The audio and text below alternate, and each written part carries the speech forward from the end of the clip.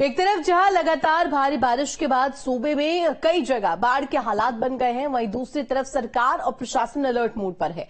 राहत और बचाव कार्य लगातार जारी है। सीएम खुद पूरी गतिविधियों पर नजर बनाए हुए हैं।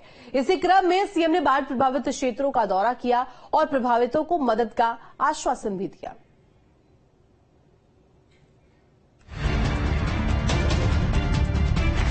भारी बारिश के चलते सूबे में कई जगह बाढ़ के हालात हैं। नदियां उफान पर हैं और लोगों को भारी परेशानियों का सामना करना पड़ रहा है। दूसरी तरफ राहत और बचाव कार्य भी जोरों पर हैं। सीएम योगी खुद लगातार बाढ़ प्रभावित क्षेत्रों का दौरा कर रहे हैं। सीएम योगी ने लखीमपुर खीरी में बाढ़ प्रभावित क्षेत्रों का दौरा कर हालात का जायजा लिया और प्रभावितों को हर संभव मदद का आश्वासन दिया। सीएम ने पीलीभीत में भी बाढ़ प्रभावित क्षेत्रों का हवाई सर्वेक्षण किया। सीएम ने यहां बाढ़ पीड़ितों से भी मुलाकात की और उन्हें राहत सामग्री वितरित की।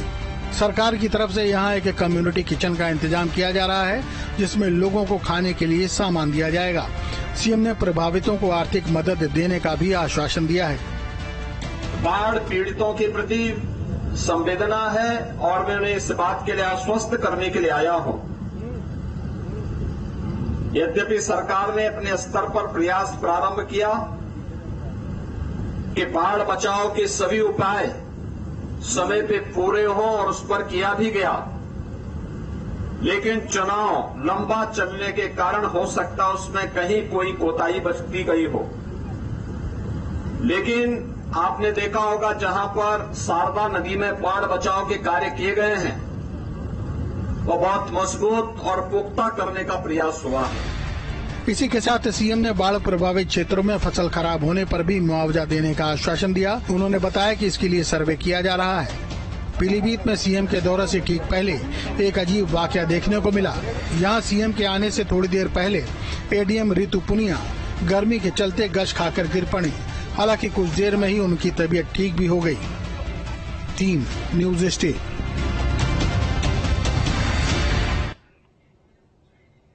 नोएडा में झमाझम बारिश के बाद मौसम सुहावना हो गया है। साथ ही बारिश की वजह से तापमान में भी गिरावट देखने को मिल रही है, जिससे लोगों को भीषण गर्मी से राहत मिली है। दिल्ली एनसीआर के अलग अलग इलाकों में हल्की बारिश देखने को मिली। हालांकि बारिश के बाद कई जगहों पर सड़कों पर जलभराव भी देखने को मिला है, जिससे लोगों को परेशानियों का सामना करना पड़ रहा है।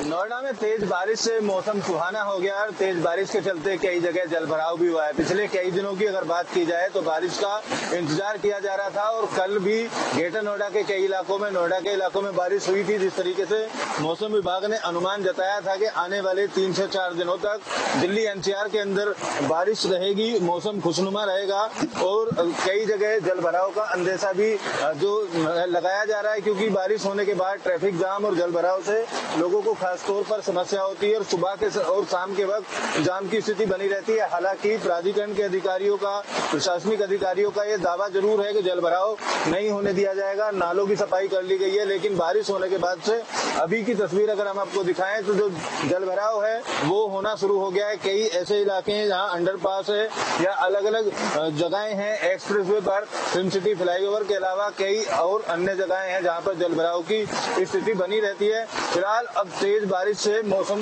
जो तापमान है उसमें काफी गिरावट दर्ज की गई है। वीडियो जर्नलिस्ट सुमित कुमार के साथ अमित चौधरी, न्यूज स्टेट नोएडा।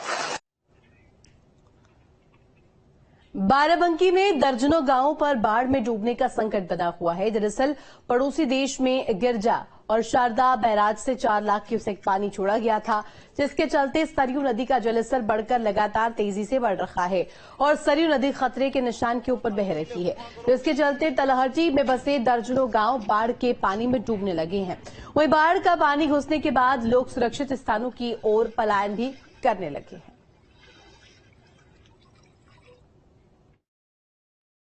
हम इस समय खड़े हैं बाराबंकी और सीतापुर के बॉर्डर पे। आपको हम दिखा दें कि किस तरह से बाढ़ जो है अब अपना विकराल रूप ले चुकी है और जो रास्ता है आने जाने का वो भी पूरी तरह से बंद हो गया है और कुछ गांव भी कट गए हैं। हमारे साथ एक भैया हैं, हम इनसे बात करेंगे कैसे बाढ़ में कैसे इनको राहत मिलती है, क्या होता है, हम बात करते हैं।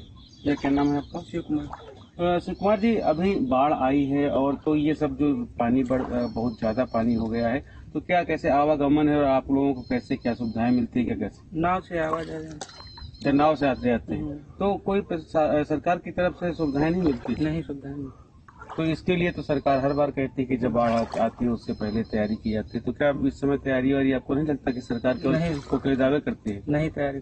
तो इसके बाद जो गांव था उसको कैसे जाते हैं, कैसे क्या है आगे जरा बता दीजिए। नाव से जाते हैं। तो और सामग्री कोई आपको राहत नहीं मिलती? नहीं मिलती।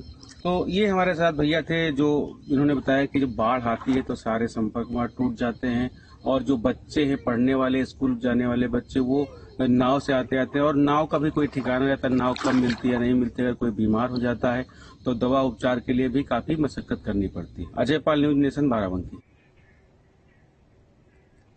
महाराजगंज में मंगलवार को बारात बैरवा बनकटवा से सिमराहवा के लिए चली, लेकिन रहन नदी में बाढ़ आने के कारण बारात नदी के पार रुक गई। सभी वाहन खड़ा कर बाराती सिर पर सामान लेकर नाव से नदी पार करे और तब जाकर के गांव में वो पहुंचे, जहां द्वार पूजा के बाद शादी की रस्म पूरी हुई। बुधवार को सुबह बारात दिखाई हुई और देखिए विदाई की गई। उसके बाद बाराती सारा सामान लेकर के सिर पर रखकर नाव से नदी को पार करते हुए नजर आए। दूल्हा विजय यादव दुल्हन बेबी यादव को पैदल लेकर के चलकर घाट पर पहुंचा। बरसात होने से फिसलन के बीच किसी तरीके से दुल्हन को लेकर के नाव पर चढ़ा। साथ में आई महिलाएं भी दुल्हन को संभालते हुए नाव से नदी पार करती हुई नजर आई। गांव में पुल नहीं है, आने जाने के यहाँ कोई इमरजेंसी में कोई तबीयत खराब हो जा रहा है, कैसे जाएंगे लोग? अरे पूरे नाई पर पूरे टैंकर अलमारी खरीद धो के पूरा खाली करके नाई पर एक दूध ले आके लाद के सब पहुंचाओ तुम सब। अरे बहुत डर लग रहा है, कैसे जाएंगे? जैसे आए वैसे जाएंगे। सिमरावा गांव में नाव से आने में बहुत दिक्कत हो रही है, बहुत दिक्कत हो रही है।